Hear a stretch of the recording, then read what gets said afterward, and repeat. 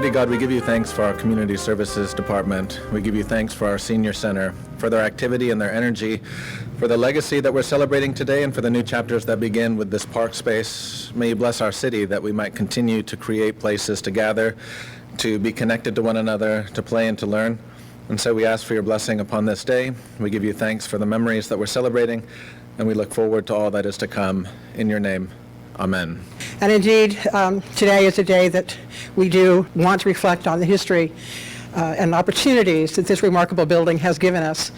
First, I think it's really important to note that this building is a veteran. It is a veteran of World War II. It saw incredible service, and then later it became a veteran of community service for the next 70 years. Wonderful thing to note. I think it may be interesting, too, to think history comes full circle.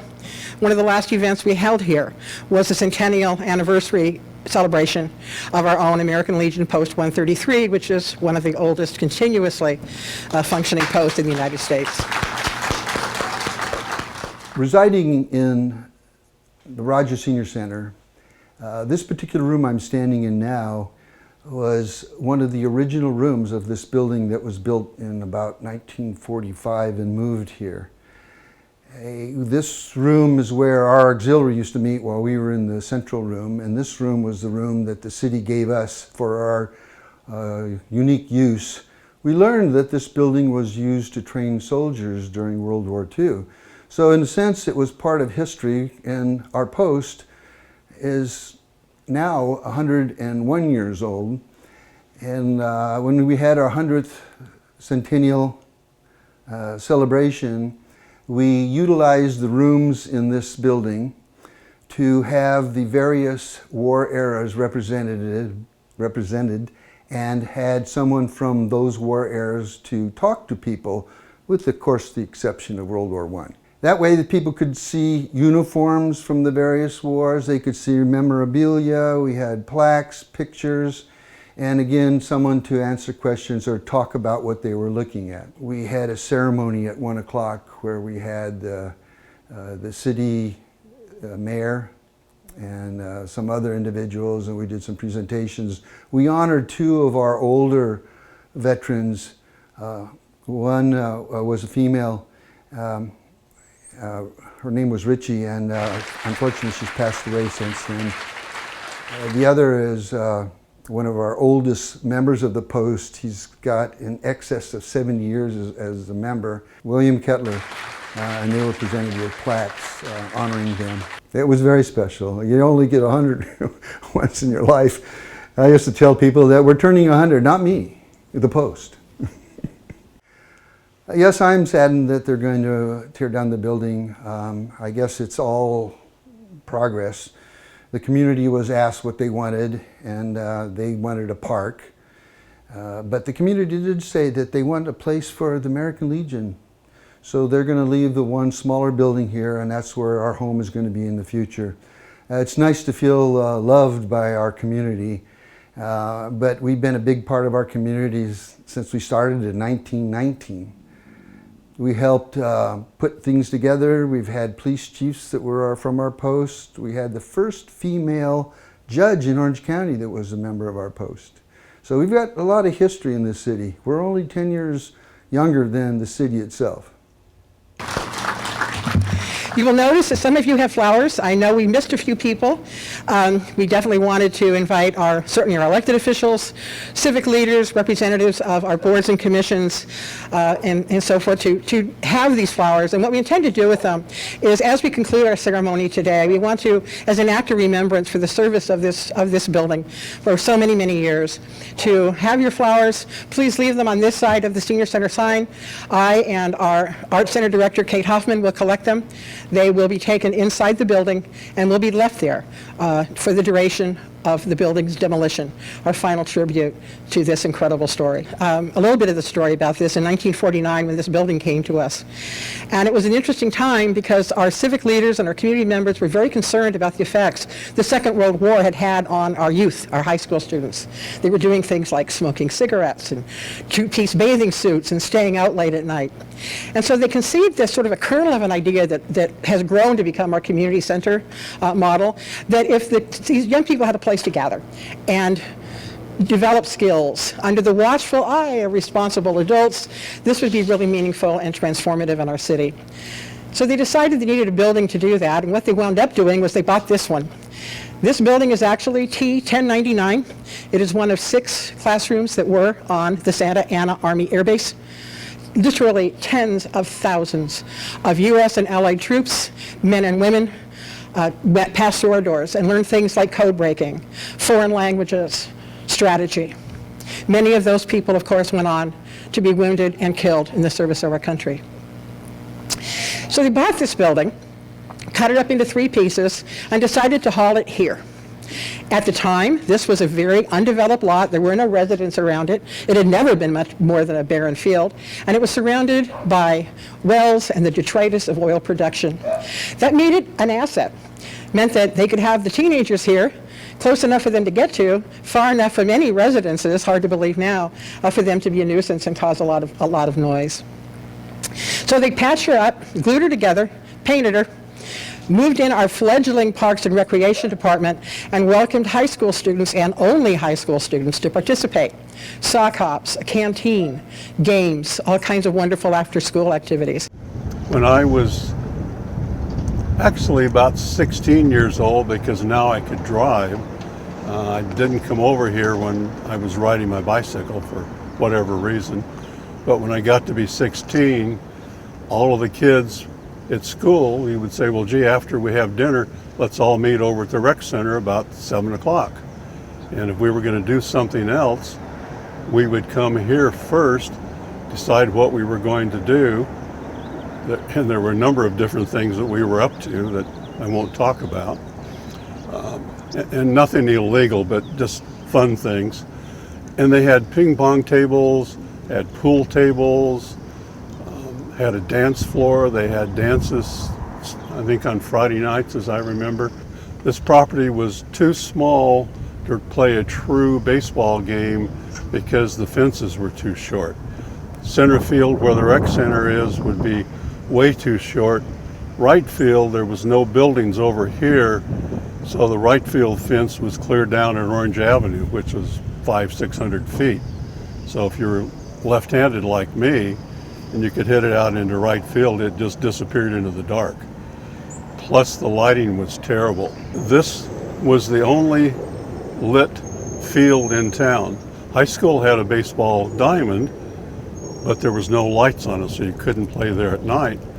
And this was it. And you know, it was in the 50s, and I guess they figured the lights that they had probably were lit originally for softball, and the softballs wouldn't have been hit outside where the light area was. But when they converted to the 10-inch game, I hit several balls clear over the rec center out into the street. There were a number of other things that went on here. Frank Sorelli, local person, had a softball team, and he was an assistant coach to the Orange Lionettes, who were a national softball team. The ladies played all over the United States, and they were U.S. champions, as I remember. So Frank invited them to come down one night, play an exhibition game here against his team, which they did. And we were all shocked to see how good those women softball players were. And this was probably 1952, 1953. Other games that were played here were Church League, what was called blooper ball. It was a 16-inch soft, and I don't want to use the word softball, but a fleece ball. You could squeeze it, and if you hit it just right, you were lucky to hit it maybe over the second base or the shortstop's head. And it was played with 5 guys and 5 girls. And the other thing that occurred here was the Recreation Department sponsored a girls softball league only for high school age girls. And in 1955, we hired a gentleman by the name of John Beidel to work at the dealership. Well, John had been coaching the girls softball teams here, and I'm 17 years old at the time, and he says to me, would you like to be an assistant coach? Help me coach these young ladies. Well, what 17-year-old young boy wouldn't like to coach a bunch of young girls softball teams? So I said, sure, why not? And so I started as an assistant with John, and after a couple of years, they needed another coach, so I agreed to be a head coach. Coached the girls softball here for about 25 years. I pitched a couple of no-hitters here. I hit a lot of batters here with my pitching. I was threatened to be knifed by a group one night after hitting a few of their players. I have a lot of really fond memories. The time in the rec center, it really hurt me when they turned it into the senior center and paved it over, and we could no longer play ball here. And it's kind of funny now, we realize what this building became. You can see from the sign what it became, that as other groups clamored to use the site, the first ones booted were this pesky group called the Old Age Pensioners. And they were told, go find someplace for old people. This is only for the young. Over time, of course, it went on to serve all kinds of groups, all kinds of memories, all kinds of people. And in 1975, our aging population really demonstrated that the needs of our seniors had become acute. And they decided to remodel, which basically meant spiff up this building and dedicate it as their senior center, and that they did. It was a wonderful evening. We had the good timers, elderly ladies in silver shoes, and a wonderful rollicking band called Dukes Rhythmiers, and everybody danced the night away. The next 10 years, this was absolutely the home to our senior population, and in 1983, they realized they'd about worn the thing out. So they temporarily relocated to the Lake Park Clubhouse. The building was again renovated and extended, much as the back auditorium that you can't see from here was added at that time. And at that point, they dedicated it in honor of Michael E. Rodgers, a tireless worker for our community, and especially our seniors. And of course, those last decades of its life as a senior center are really, I think, perhaps the most prominent and the most telling in the story of this site. I am Randy Piscata. I am the director of the Senior Center in Central Park. I worked here at Rodgers since 1999. I took over the helm after several other great employees actually built the credibility of the center. One of those is Nora Webb. She's out there. She was the director here for a very long time, and gave it its programming and all those good things. When I came to this, I'm such a nerd. Okay, I'm a history buff, kind of like Kathy. So these are the original keys I got in 1999. So I still keep them with me. There is a whistle with a dino label, if anyone remembers dino labels, giving me the code to the alarm. And the whistle, I never knew what was for. It was like, am I waiting for an emergency? I don't know. Anyway, I still have it. And I also have the original program for the dedication of Michael E. Rodgers Senior Center in 1984. So first I have to acknowledge all those people that came here, and Kathy mentioned that kind of advocacy in the 1970s, the beginnings of the Gray Panthers, the beginnings of, creating a space for older people, for seniors, was very, very big. And, Michael E. Rodgers certainly jumped on that bandwagon and insisted that they build a center specifically, or they remodel the center because it wasn't too exciting. So when they remodeled it in the 1983, they created what we now see, which has the large auditorium. Merry Christmas to you all!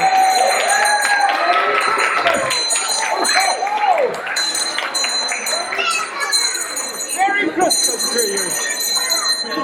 And a very Merry Christmas! You're very pretty, aren't you? Here you are, I've got a candy cane for you. Would you like to come and have your photograph taken with me?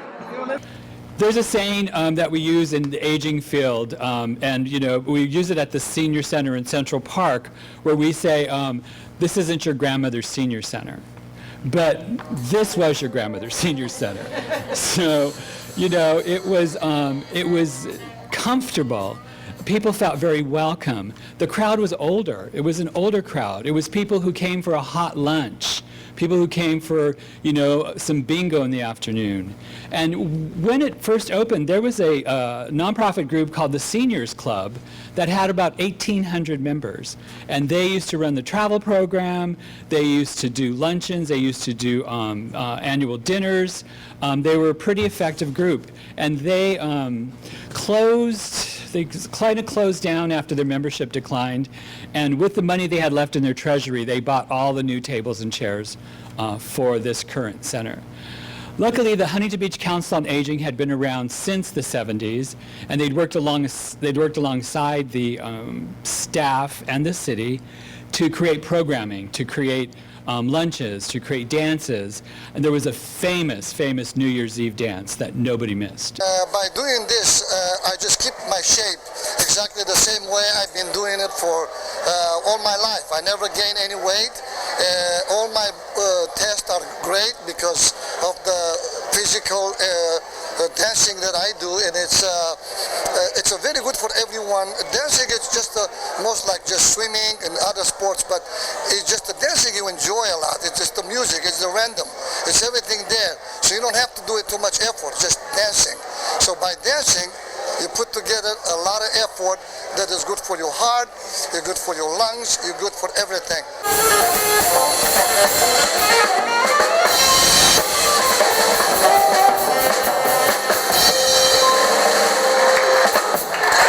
So along the way, certain key members of the community services staff that are still with us worked with us here. One of those is Chris Cole, who's out there, and he created a whole new vibe for seniors back in the early 2000s. So he revamped the dance, made it cool. Other cool community service members, Chris Slama worked here. He was the director, supervisor. Kristen Martinez, who is now manager, also worked here. Great people. And I know people are out there that were here, that were part of this center for so many years. Jean Faulkner, she's out here, and I just want to acknowledge her. And Judy Roordance, both of them worked the front desk. Jean worked here for 20 years volunteering, I believe, and then she finally landed a position with community services. So it's the beginning of so many people's careers. So when I first started working here, I learned a lot very quickly about the history of the building. Oftentimes people would come in and share their stories about their experiences coming here at the very beginning, when there was a baseball field out in back. That was one story I heard quite a bit, but also just about some of the past programs and services that were provided here. When I first started working, there were still a lot of reminiscent operational things in place. So for instance, our daily calendar of activities, the staff was still writing it by hand.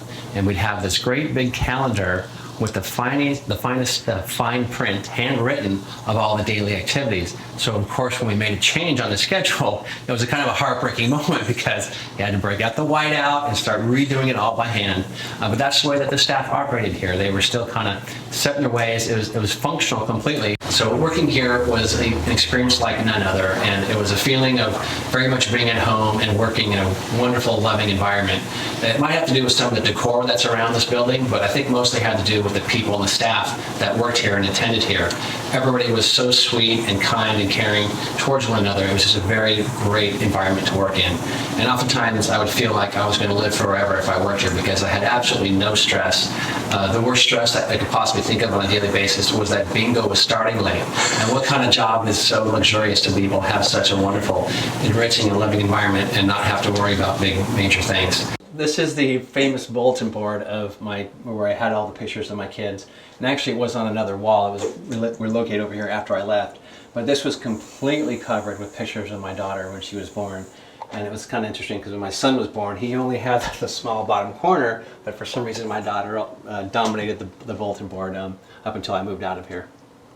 What we learned from working here was the respect that we must give to our elders, the respect and the amazing customer service that we indeed need to give to our elders. And we learned that.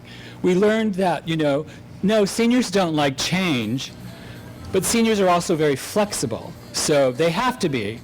They've spent years, years and years being flexible. So we began to see what we could offer to seniors at a low cost. That's when we also began to explore the idea of a new senior center. And 2011, there was a 10,000 increase in baby boomers since 2011. So we knew that we had to create a bigger center, something that baby boomers would want to come to. And slowly the transition started. And, we learned what kind of new programming to offer, but we learned it from the people that were here, what they wanted. And certainly the baby boomers came, and now we have the Senior Center in Central Park.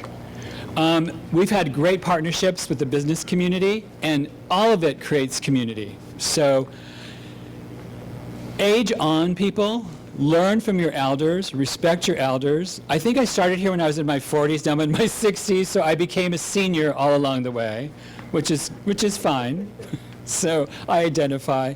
But thank you for supporting Rodgers Senior Center for those many, many years, for directing staff funding to the center, for creating increased city funding.